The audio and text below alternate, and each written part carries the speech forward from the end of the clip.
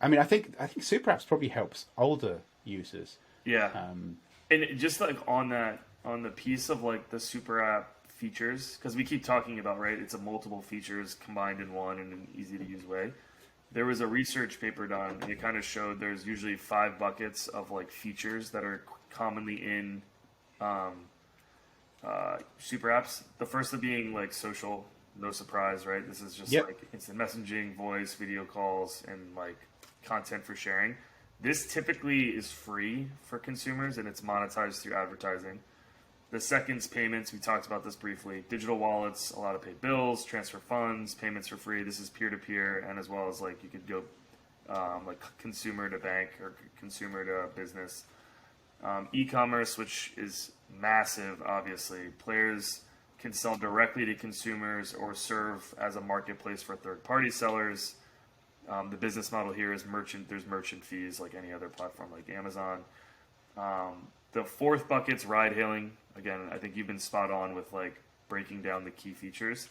This is the Yeah. Uber model that we just talked about. It connects drivers for a fee, and then there's an online delivery service, which is like ride hailing delivery vehicles to customers and merchants that need a delivery. So those are the five basic ones. So what we're also seeing is that super apps tend to scale from a profitable or nearly profitable like core offering, and then add additional functionality to increase like loyalty and stickiness. I think that's the really important piece, right? Where they offer some sort of service for free, and then they slowly will work in more and more features that make you more loyal, and to make sure that their retention is as high as possible. So I think the thing that's the most, I don't have any data like I'm looking at right now, but the usage of super apps, when you look at mobile app usage and you look at the core super apps like in this part of the in the east, like that, like the amount of time people spend when they're on their phone that's dedicated to the super app is astonishing. So I'll try to find some data to like kind of back that up, but I do remember seeing stats where it's like majority of the usage comes from being in that super app. So I guess this is more of like a brainstorming question, because like I do think that, design huddle, we like to take topics, like kind of break it down a little bit to understand it, but I also want to talk about like we want to talk about like the future of design a little bit. So how would you stand out if you were like, I don't know, leading a design team, or you were the product manager of a company that's trying to build a super app? What would you do to stand out against other super apps? What would your value prop be? I think it's the making the thing, one small thing, really easy to do. Like, so I had this shopping scanning app just does one thing really well.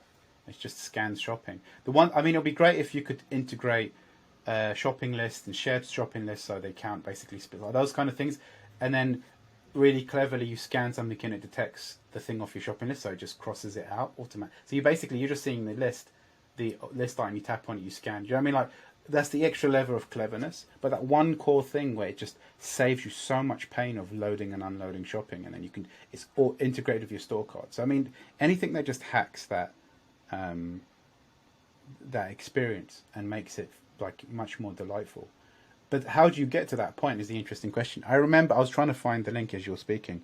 Um, if I find it, I'll put it in the show notes. A few years ago, I went to UX London, which was like run by Clear Left, the Yeah. conference, and they had speakers from Italy, and they were talking about how they were tasked with designing mobile phone documentation, but specifically for an older market. And so they went to, like, I think it was maybe an old people's home or something of that nature, and they gave a banana and a sharpie Yeah. to the old people, and they said, okay, if you could draw the perfect interface on a phone, what would it be? And they're like, oh, I'd like number 5 to be like to call my grandson because he's at university, or like number 1 to just call my daughter. And they're really breaking the experience down into really simplistic acts and actions. Is that's it? Like, I don't really care about having multiple features. I've got it for these core things. And then, so when they actually designed the documentation, it's so beautiful. Like, you open the box, and then it covers the whole interface, but with like bits of paper with the holes cut out. And then as you turn, it's like there's an arrow. Okay, take this thing out. Okay, right. use this pin, open the slot to put the SIM card in, and then it's like, right, now press this button, switch it on, like really clear, like it's a step-by-step guide where it's like becomes like a book with cutouts which focus on specific parts of the interface.